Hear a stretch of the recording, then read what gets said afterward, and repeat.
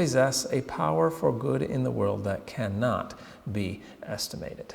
We see this example in the life of Jochebed. But then what happened after the work of this faithful mother? Moses died. Joshua took command of the nation of Israel, and then we read in Judges chapter 2 that when that great leader died, the next generation failed. Why? Because they were missing faithful mothers. And what was one of the next great judges in the history of Israel? After Joshua. Who was that? Samuel, yes, before Samuel. You got the right letter. It's an S. Samson, okay. One of the great judges in the history of Israel. Unfortunately, not all that true to God. But it's interesting, some characteristics of his parents. On the border of the hill country overlooking the Philistine plain was a little town of Zorah. Here dwelt the family of Manoah of the tribe of Dan, one of the few households that amid the general deflection had remained true to Jehovah. To the childless wife of Manoah, the angel of Jehovah appeared with a message that she should have a son through whom God would begin to deliver Israel. What was one of the characteristics we find about this mother here? True to Jehovah. You should ask. We are actually told that they lacked firmness in their rearing of him. You can see, you can see when he wanted that Philistine girl, you can see by his way he talked to his parents, get her for me. And they just complied, right? And the Spirit of Prophecy says that they remonstrated with him, kind of like, oh, you shouldn't do that, but that was all they did. And so it gives us an indication there was a lack of firmness. But, let's not, there's certainly freedom of choice, especially in adulthood. Samson was an adult by this time also.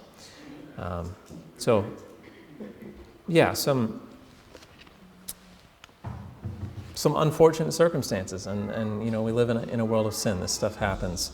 It doesn't take away from the fact that his parents were true. And interesting, one of the things that was given to Samson's mother is that she needed to practice temperance. And do we have a lot of counsel about that? The prenatal influences. We read, I'll just, for sake of time, just read the one here. She must herself be controlled by principle and must practice temperance and self-denial if she would seek the welfare of her child. And then we have, one of the next great leaders was Samuel. What a powerful influence for good was Samuel. What were some of the characteristics of Hannah? She was a woman of fervent piety, gentle and unassuming. Her character was marked with deep earnestness and lofty faith. So what do we find about her? Fervent piety and earnest faith. Now here's something interesting. Hannah's husband didn't share in her faith entirely. The blessing so earnestly sought by every Hebrew was denied this godly pair. Their home was not gladdened by the voice of childhood, and the desire to perpetuate his name led the husband, as it had led many others, to contract a second marriage. But this step, prompted by, what's it say? Lack of faith in God, did not bring happiness. Her husband lacked faith in God. We saw she was a woman of earnest piety and faith. Her husband lacked in faith. Did it stop her from being faithful? And I want to say this as an encouragement. I don't know if there's any mothers here listening who are facing something like that. My own mother did. Don't let it stop you from being faithful. To Hannah, hope seemed crushed and life a weary burden, yet she met the trial with uncomplaining meekness. So she was faithful to the Lord, even though her husband lacked faith. What else did she do? She was a woman of prayer. Hannah uttered no reproach. The burden which she could share with no earthly friend she cast upon God. Earnestly she pleaded that he would take away her reproach and grant her the precious gift of a son to nurture and train for him. And she made a solemn vow that if her request were granted, she would dedicate her child to God even from its birth. She was a woman of prayer. We also find, well, I'll just read it. She loved her child with all the devotion of a mother's heart. Do you think it was just easy for her to send Samuel to the temple? She just couldn't wait to get rid of him? I don't think so. That was the hardest thing she'd ever done. Day by day, as she watched his expanding powers and listened to his childish prattle, her affections entwined about him more closely. He was her only son, the special gift of heaven, but she had received him as a treasure consecrated to God, and she would not withhold from the giver his own. She did not ask for her son worldly greatness, but she earnestly pleaded that he might attain that greatness which heaven values, that he might honor God and bless his fellow men. Here we get, friends, to what we were talking about earlier. What is our definition of success? I don't know how many times I've worked with youth, spoken at youth conferences, spoken to families with youth who are raised in that, shall we say, conservative mindset. You understand what I mean by that? Homeschooled often. But their families forgot about the true purpose. And as I spoke about the needs of mission work, as I've appealed to them to give their hearts to the Lord in service for Him, they are willing, but their parents hold them back. Well, you've got to go get your degree. You've got to go, I'm not saying that's wrong for everyone, but you've got to make your life. I remember one father said, well, you've got to make a living, get your career, and then devote some time to the Lord. It's the family, it's the parents that hold them back often. Hannah didn't do that. She didn't ask worldly greatness for her son. She consecrated her son to God fully and held nothing back. The other thing she did, as I mentioned this morning, she only had 3 years. And so she knew her time was short. And I put this list together here because I think this is key for every Christian mother. To be of fervent piety and earnest faith, faithful to the Lord no matter what, be women of prayer, consecrating their children to the Lord, holding nothing back, and recognizing the urgency of their work. Yet there were others who were not so faithful. It's interesting. Rehoboam, Solomon's son, he was a bit of a mess. It's interesting. Solomon actually tried to educate Rehoboam correctly. But his mother was an idolater. Although Solomon had longed to prepare the mind of Rehoboam, his chosen successor, to meet with wisdom the crisis foretold by the prophet of God, he had never been able to exert a strong molding influence for good over the mind of his son, whose early training had been so grossly neglected. Rehoboam had received from his mother, an Ammonitis, the stamp of a vacillating character. At times he endeavored to serve God and was granted a measure of prosperity, but he was not steadfast, and at last he yielded to the influence for evil that had surrounded him from infancy. Solomon tried, but the influence of the mother is so powerful. There are opportunities of inestimable worth, interest infinitely precious committed to every mother. The humble round of duties which women have come to regard as a wearisome task should be looked upon as a grand and noble work. Can you imagine, I just want to interject, can you imagine the change that would come over, leave off the world, just our church, if we had that perspective? This is a grand and noble work. It is the mother's privilege to bless the world by her influence, and in doing this, she will bring joy to her own heart. She may make straight paths for the feet of her children through sunshine and shadow to the glorious heights above.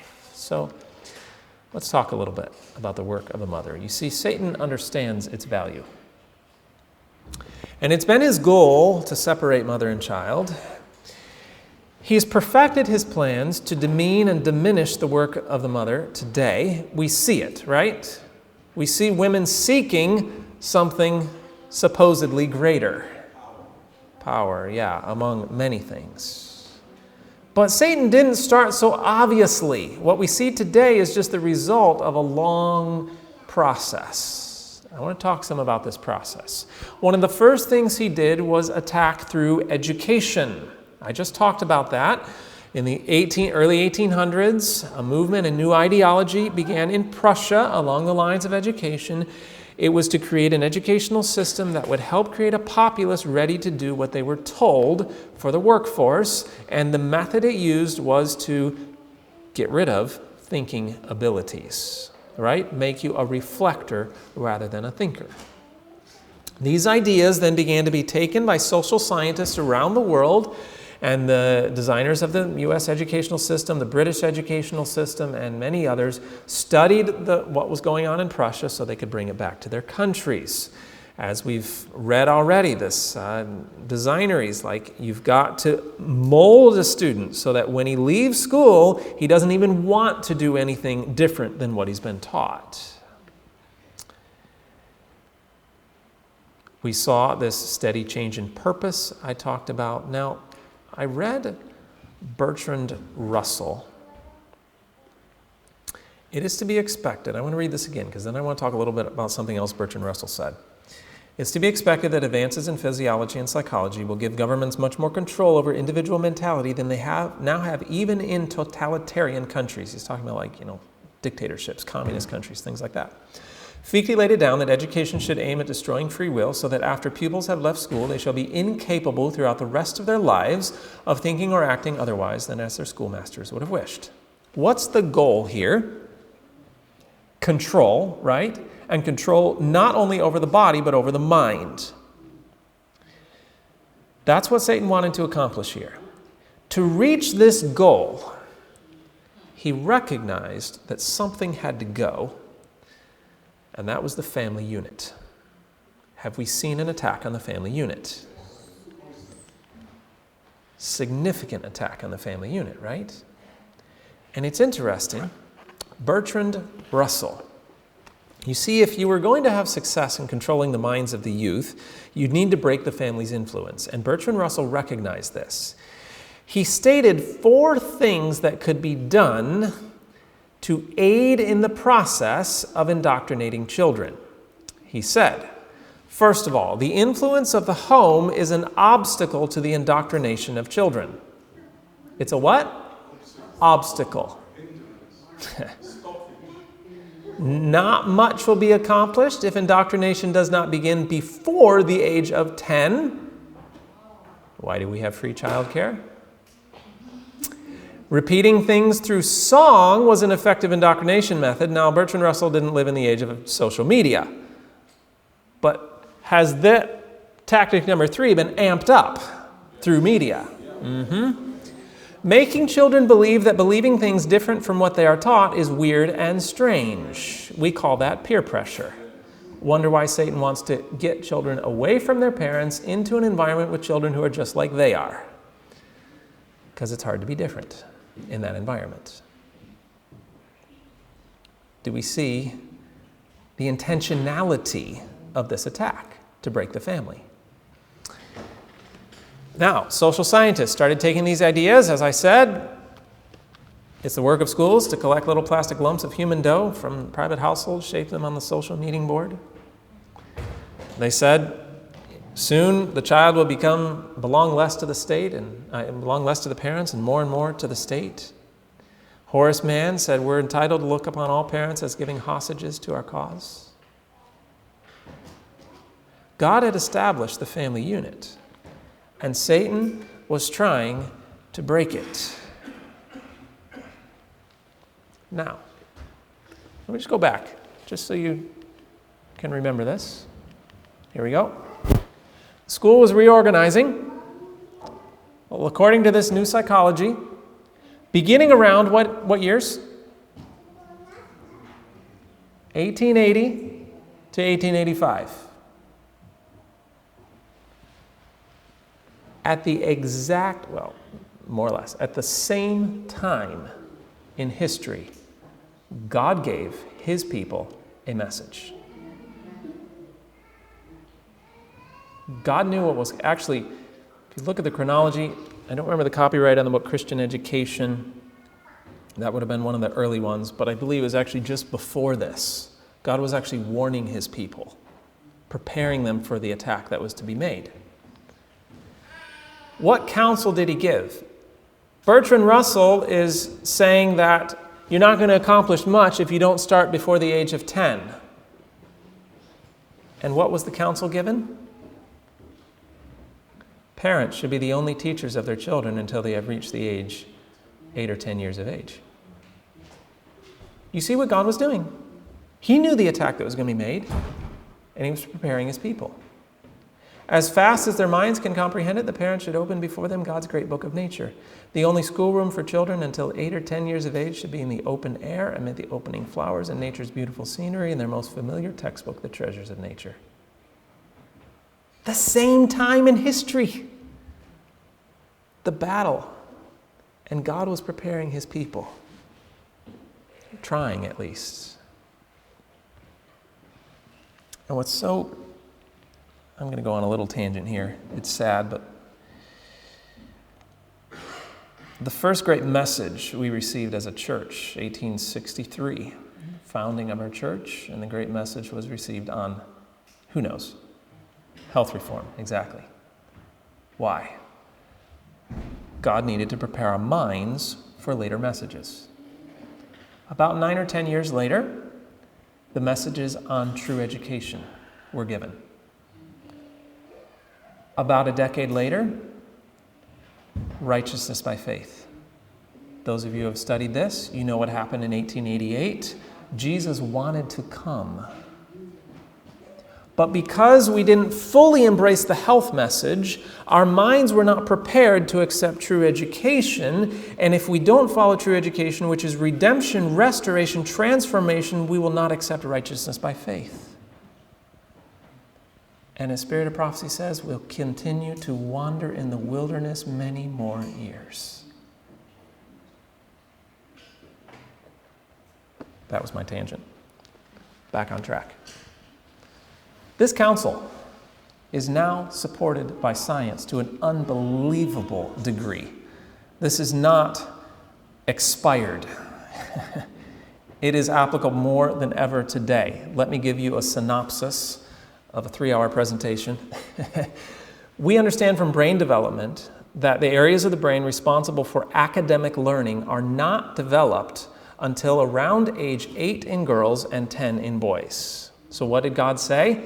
Keep them in nature, learn in practical ways, learn from everyday life, study the things of God as found in nature, and most importantly, focus on character. We know the development from the eye development standpoint. The eyes are not ready for reading until around the age of 9, from a developmental standpoint. Any more than about 20 minutes of reading is strongly linked to the development of myopia and nearsightedness. It's widely recognized in the science today that it's early schooling and early reading that has pretty much caused, along with screens, the myopia epidemic that we have in the world today. They're estimating over 1 billion people will be at risk of blindness if the current trends continue with myopia. This is nearsightedness. What term do you use here in the UK? You say myopia? You say nearsightedness? Okay, nearsightedness is more common. That sounded painful.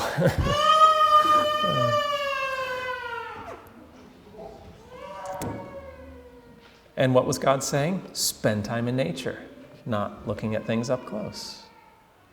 Physical development, necessary. We saw yesterday, we looked at this example, 3 people here, right? We had the mental and the spiritual that depend on the physical. Spirit of Prophecy says, get that time outdoors.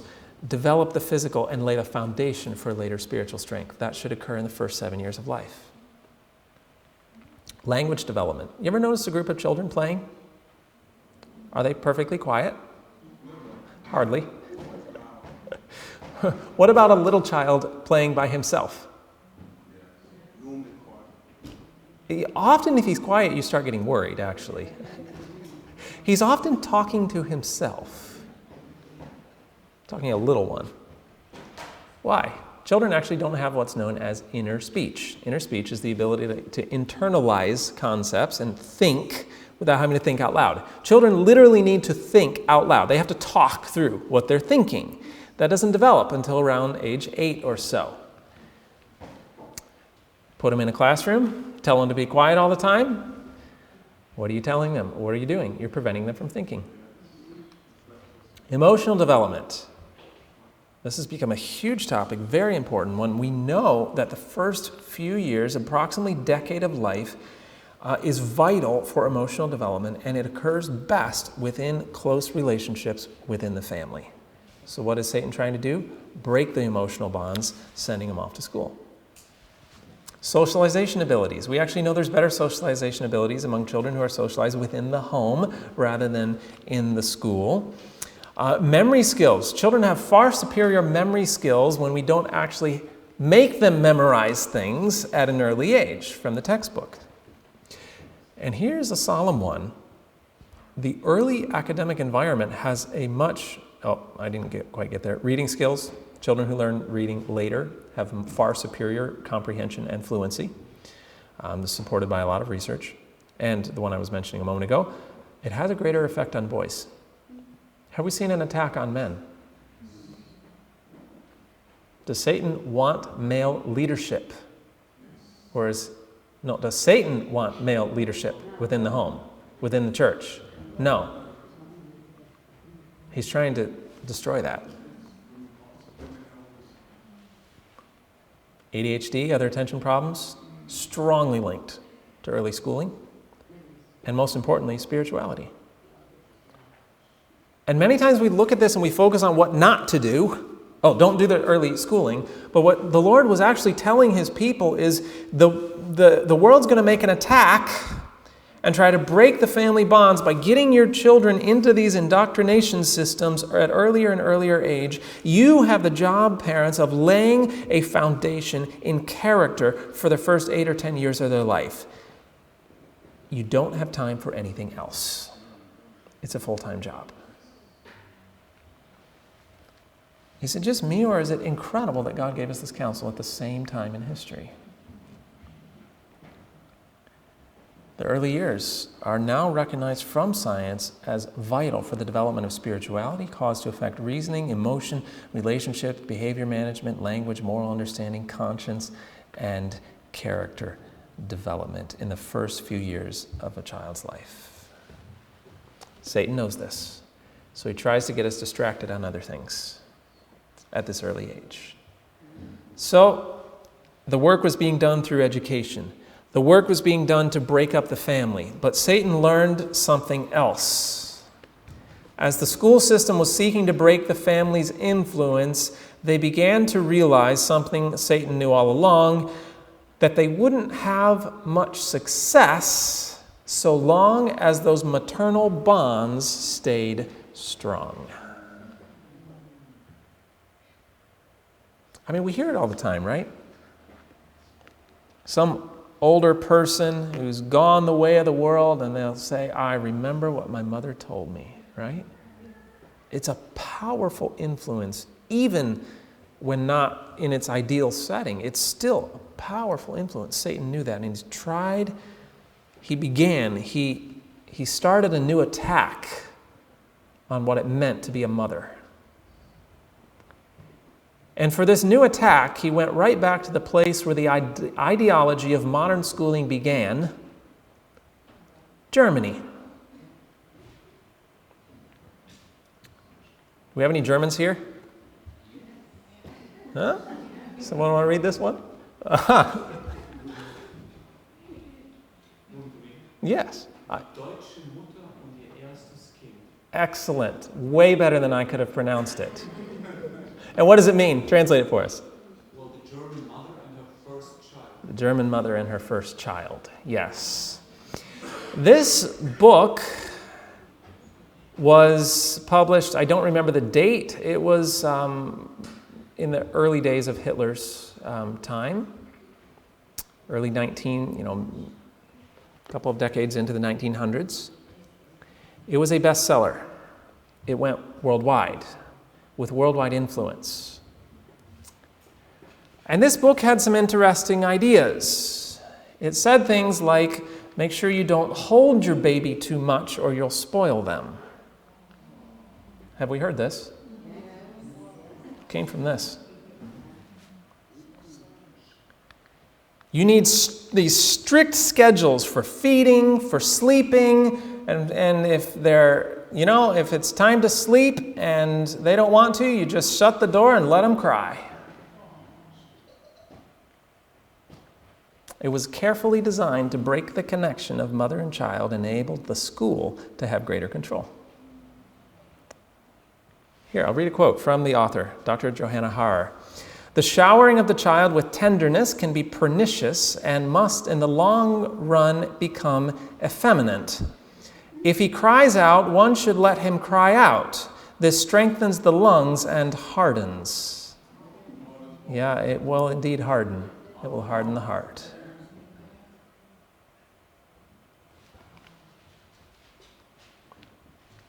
The child should be in a quiet room. I want to mention something.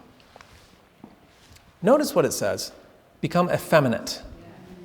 This lie continues to be pawned off on us, even within our church. That the reason we have these gender problems and men who want to become women and all this stuff is because we give them too much affection and we cause them to be effeminate. I'm kind of paraphrasing there, but you know exactly what I'm talking about. The opposite is true. God is a God of relationship. God has created us for a relationship. And it is very, very clear from the research that these identity issues that we see in our youth are not a result of too much relationship. They are a result of not enough. And they're trying to fill that void. The child should be in a quiet, this is the philosophy of the book, the child should be in a quiet room to himself during the day as well as the night. The separation of family and child begins immediately after birth. From the first minute of life, everything was done to promote the inability to relate. Notice, I want to make it impossible for the child to have a relationship. Everything was forbidden that promoted relationship, because the main goal was to prevent relationship between the mother or the parents and the child from developing in the first place. And we're like, oh, that's terrible. But this book started a parenting trend. Many other psychologists and doctors and well-intentioned teachers and began to take up the ideas of this book. It sold, I think it was about 1.5 million copies and went all over the world. We see the ideologies everywhere in the world. We see these philosophies repeated today by, and again, I want to clarify, by well-meaning parents. It's not that they're trying to do wrong, but these philosophies have so infiltrated our ways of thinking that we see this as necessary and normal and part of raising a child. Yes, brother? Because of this kind of teaching, this is why in hospitals when mothers give birth to their children, they separate the baby and place them in these little clear trays separately from their mum. So in terms of that bonding period, the baby's been in the belly for 9 months, so it immediately starts. So even the nurses will say, don't touch the baby, don't, and unless it's just a breastfeed. So it's not even, as if the baby's going to be crushed and all these kind of things. So immediately, as soon as the baby's out of the belly, they encourage separation from the mother. Yeah. And that's not across the board. Some of you are like, I saw a couple shaking heads. It happens differently in other hospitals, but this definitely was the norm for quite some time. Thankfully, we're starting to see a little bit better of that, but it just continues right on. But, it's interesting what you say. It's just, you just hold them to breastfeed. And our mindset is about filling the physical needs of the child, but we've forgotten totally about the emotional needs. Now, here's a quote from Dr. Elliot Barker, Canadian criminal psychologist. Nothing is more important in the world today than the nurturing that children receive in the first 3 years of life. For it is in these earliest years that the capacities for trust, empathy, and affection originate. If the emotional needs of the child are not met during these years, permanent emotional damage can result. Dr. Barker, he has some very off ideas, but he did some fascinating research on psychology, it would be interesting to do research on psychologists, on sociopaths and psychopaths. These are criminals, and one of the characteristics of these individuals is that they can commit a crime and they don't have the compunctions of conscience, right? Dr. Barker specialized in research on many of these individuals, and he looked into their background, and he found in the majority of cases of these criminal sociopaths and psychopaths that there was some instance of abuse or neglect that involved separation from the mother in the first 3 years of their life. It set the tone. Now, Dr. Barker says permanent emotional damage because Dr. Barker doesn't know the power of God. Praise the Lord. But we still need to realize how serious this is. A child's conscience emerges surprisingly early in development. Its foundations are laid in the first 3 years of life. Secular science telling us this. So these new ideas began to spread around the world. And social control began to be settled into our society. So roughly 100 years ago, give or take, depending on the country, we saw the beginnings of a movement to get women into the workforce. Now, I recognize that there were some legitimate issues connected with these movements. I'm not speaking of those, though. I'm speaking of the general societal trend away from the traditional role where the mother was in the home teaching and guiding and caring for the children, right? That began to affect our mentality as to the needs of a child.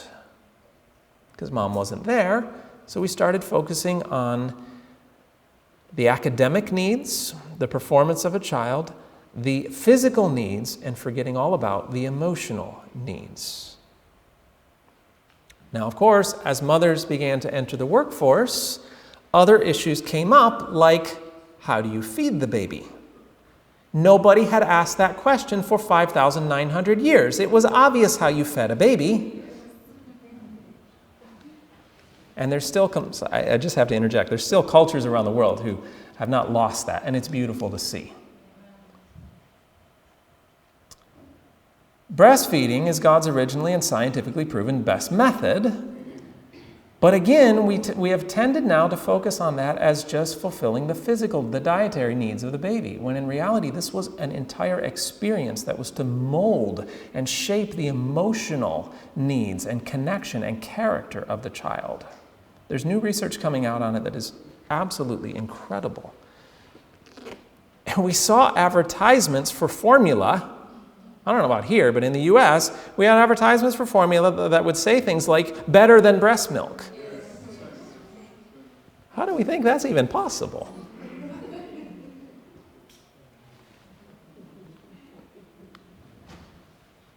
Now, more recently, as more mothers were working, as children are in daycare and preschool at earlier and earlier ages, in approximately my parents' generation, we saw the rise of the idea that you shouldn't hold your baby too much or you'll spoil them. You see, because as we were dropping the kids off in the preschool and in the kindergarten, they would cry. They didn't want to be separated from the parents. And so what came along? These ideas that, well, that's actually good for them.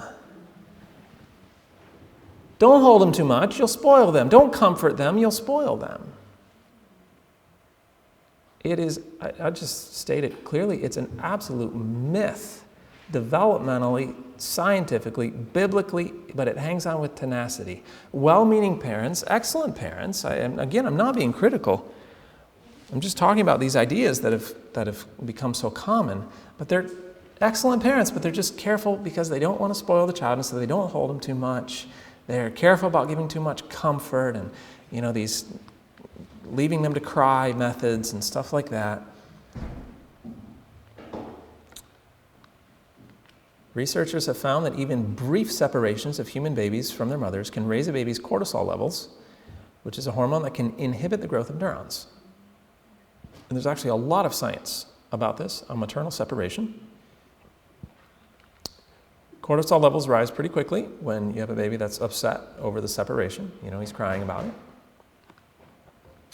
Research has found, one study in rats, they separated infants from their mothers for 24 hours. They found the rate of apoptosis, which is brain cell die-off, it doubled. It was actually killing brain cells to separate the infant from the mother.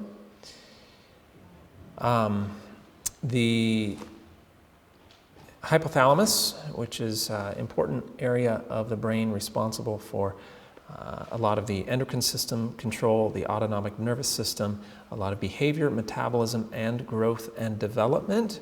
This area of the brain is physically damaged when we separate mother and child, according to several studies.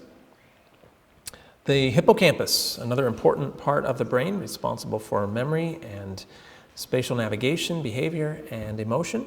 Nerve cells in the hippocampus are actually destroyed as a result of those elevated stress hormone levels when we separate mother and child. Children who grow up in an environment with little touch or communication have brains as much as 20 to 30% smaller than most children their age.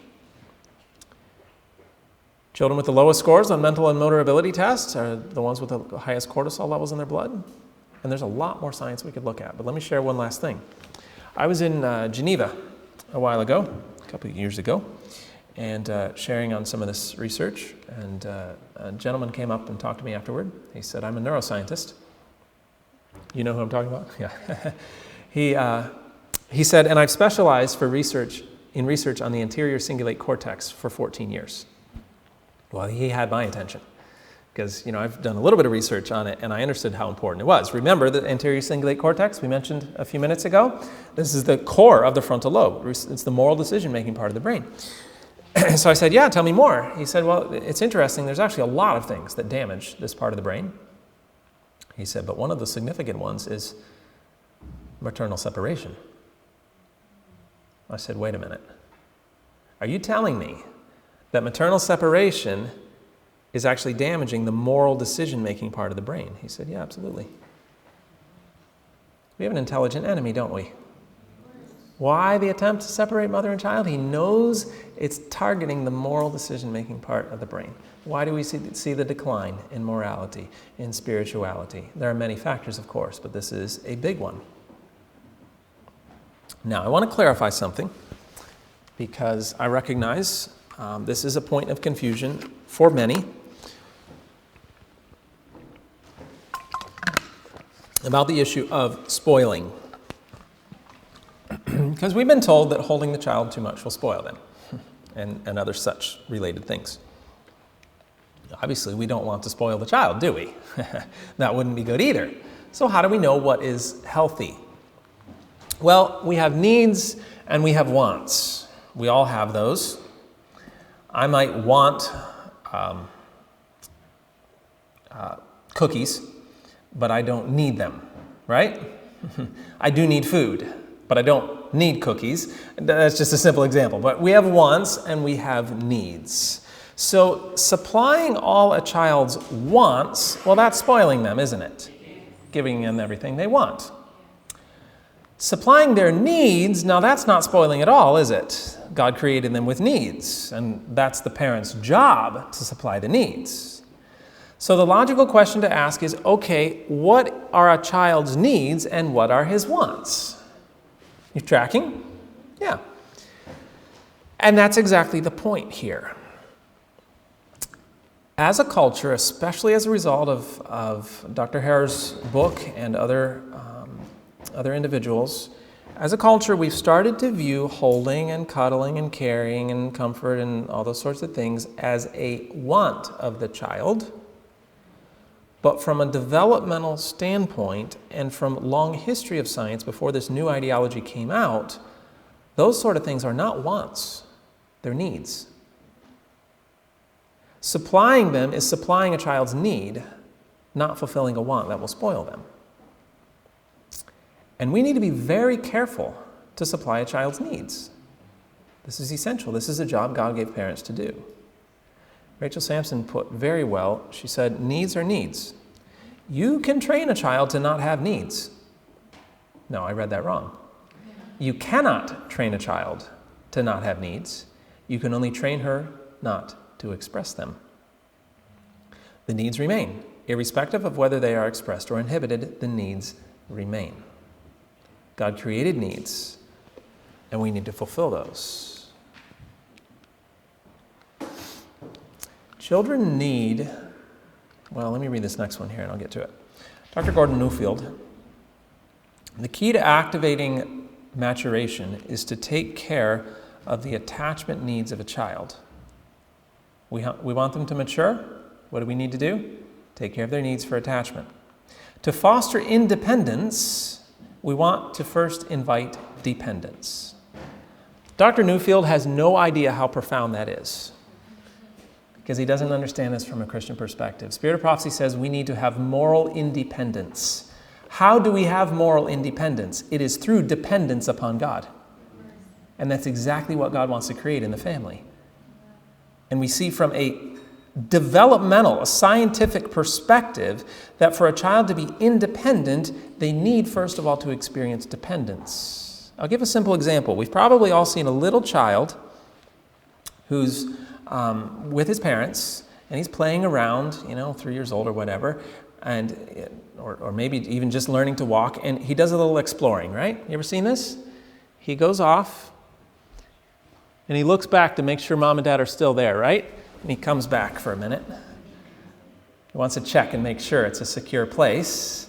It's still going to be there, okay. And he goes off again, right? He'll go a little farther and he'll check back. Yeah, they're still there, and he might decide to go a little farther this time, and then he'll come back and get that sense of security again. This is just an element of, it's a basic fact of child development. Children need that home base, that secure base that they know they can come back to. If parents aren't providing that for the child, it's going to have profound impacts on their emotional development. And friends, don't we have that with God? Don't we know we can always come to Him? Children need to experience that. To promote individuation, we must provide a sense of belonging and unity. To help a child separate, we must assume the responsibility of keeping the child close. We help a child let go by providing more contact and connection than he himself is seeking. It's almost sort of a reverse psychology going on here. When he asks for a hug, we give him a warmer one than he is giving us. We liberate children not by making them work for our love, but by letting them rest in it. Again, Dr.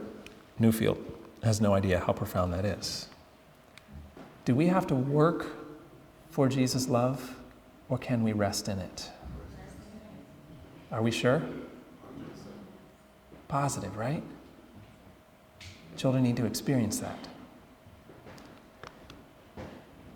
Not by us telling them that we love them, but by experiencing relationship with us. So emotional security involves consistently being there, consistent response, and plenty of physical affection. These things are vital elements of building emotional security. Now, I want to add a clarification here, because I recognize these topics of infancy and connection with the mother and relationship and emotion and all those things, they're very sensitive topics. They're very emotionally charged topics. It is not my intention to criticize, and I hope no one has taken this in that way. It is not my intention to leave you feeling hopeless. Oh, I did it wrong. No.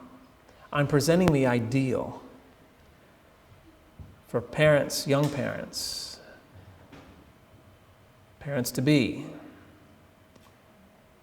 But as I've already mentioned earlier, it's never too late. And God's method is always relationship. It's more effective when they're young, but it will be effective when they're older.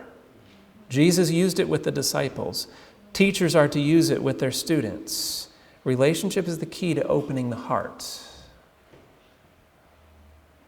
We all clear? Nobody's taking this as, I'm not trying to criticize, right? I'm just presenting the ideal. The work of the mother is so vitally important. And we also need to consider about the priorities we're setting.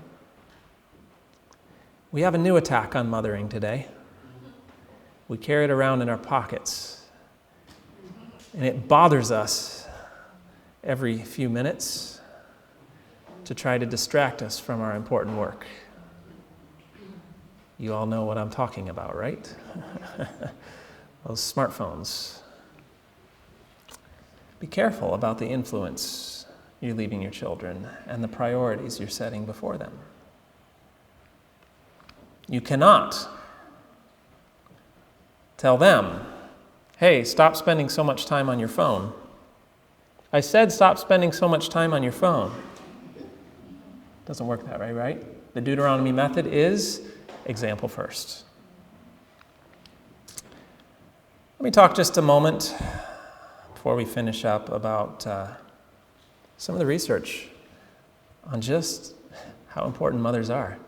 You know, they find families with one full-time parent typically raise more successful children from a worldly success standpoint. They find single-income families have a high percentage of spiritually strong young adults. And this is interesting. Wow, it's getting hard to read that screen, isn't it? That sun is bright there. Single-income families have a high percentage of spiritually strong young adults. First of all, because mom is there, right? Mom is caring for them. But I read the other day, a while ago in Spirit of Prophecy, it says poverty, in many cases, is a blessing. Why do you think? Maybe another reason that they're raising spiritually strong young adults is they're experiencing some poverty because one parent had to stay at home? Just a thought. We need to learn to sacrifice. They did a study on successful Christian parents, and they found that successful Christian parents, first of all, saw parenting as their primary job. This was their number one gig. Nothing else got in the way. They also didn't leave the discipling of their children to the church or the school. They didn't rely on someone else to do it for them. But we live in a world today where we want to outsource. You know what I mean? We want to make enough money so we can pay someone to do our work for us. So we have the church take care of the spiritual training. We have the school take care of the academic training, and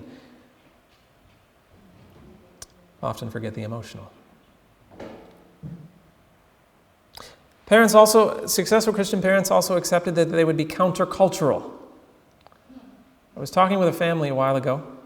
This family had recently made some huge changes, moved out of the city, living in the country, started homeschooling, changed their diet, and the long, long list.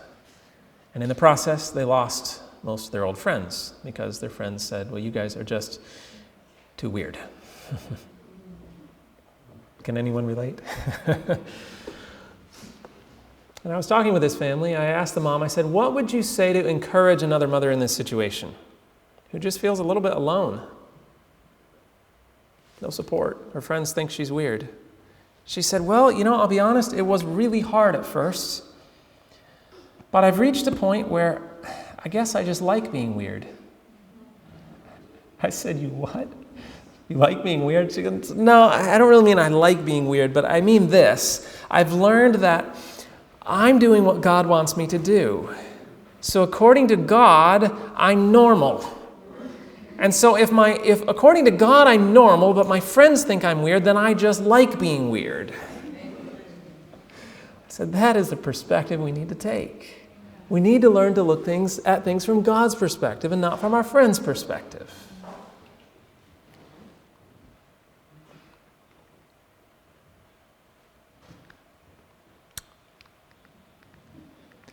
Quality of attachment between infants and their mothers has significant consequences for relationships at later stages of life.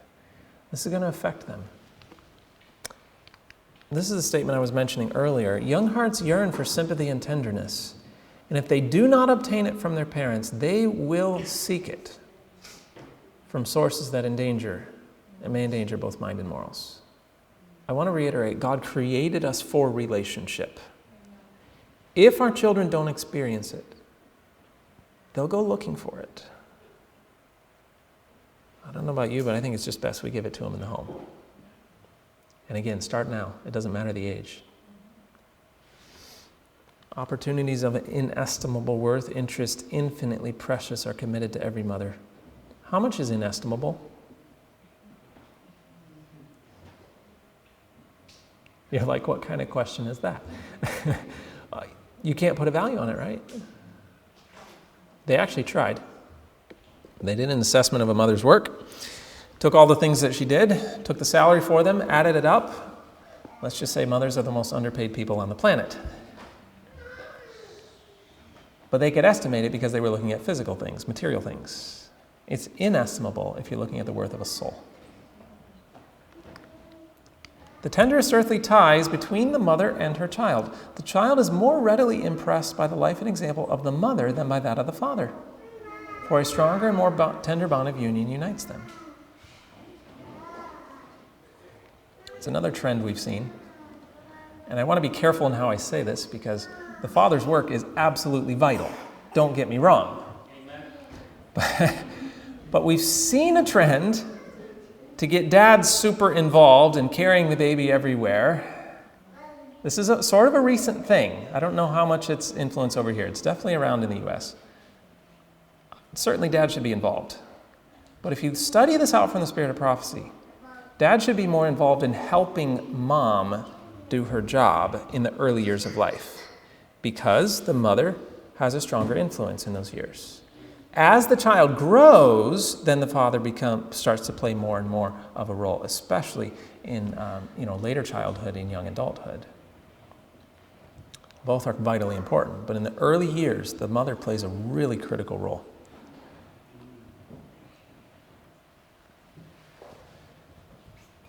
The Lord has not called you, spoken to a mother.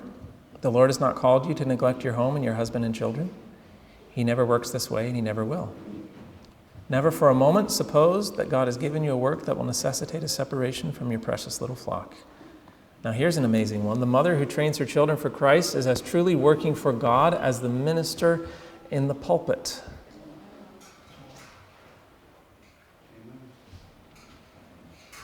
Are we applying this to the trends in our church? Why the aspiration to work in the pulpit when here is one just as important? I dare say more important. Because we're told the influence of a well-ordered and well-disciplined family is far greater for good than is the influence of powerful sermons from the pulpit. Greater. The mother should not accept burdens in the church which compel her to neglect her children. The best church work that a mother can engage in is the training of her children. What kind of work? Church work, it says. In no other way can a mother help the church more than by devoting her time to those who are dependent upon her for instruction. Are we catching this? Mothers are helping the church by focusing on their children at home.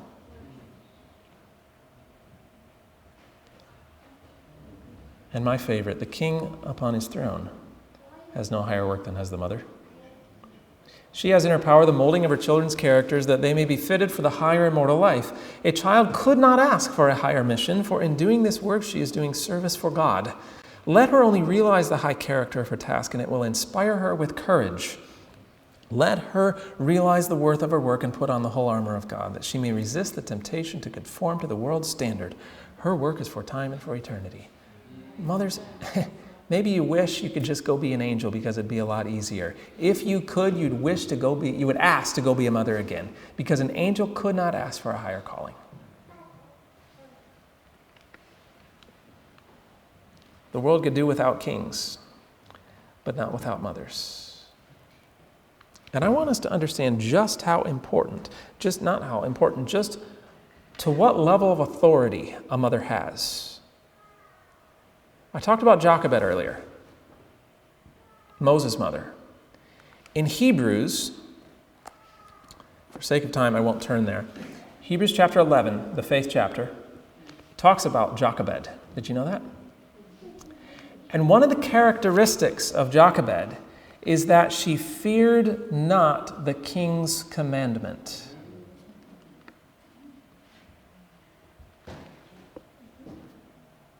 She recognized her duty to her children came above every earthly authority.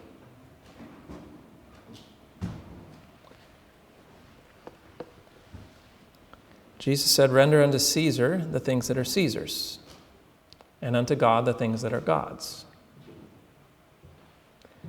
We usually apply that verse to paying taxes, which certainly we should obey. But the principle is a lot broader than that. Jesus in that verse established the separation between church and state, and he said some things belong to God and some things belong to the state. Are you following? He says if it belongs to Caesar, give it to Caesar. But if it belongs to God, it goes to God. Who does the Bible say our children belong to? Who does the Bible say our children belong to? To God. Jochebed recognized that. She said, my child doesn't belong to Caesar. I don't need to answer to him. I have to answer to God.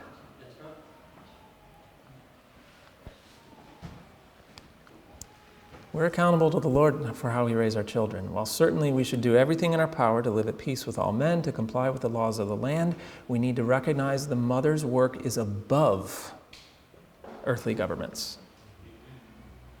And when she is faithful in that, the Lord can work miracles.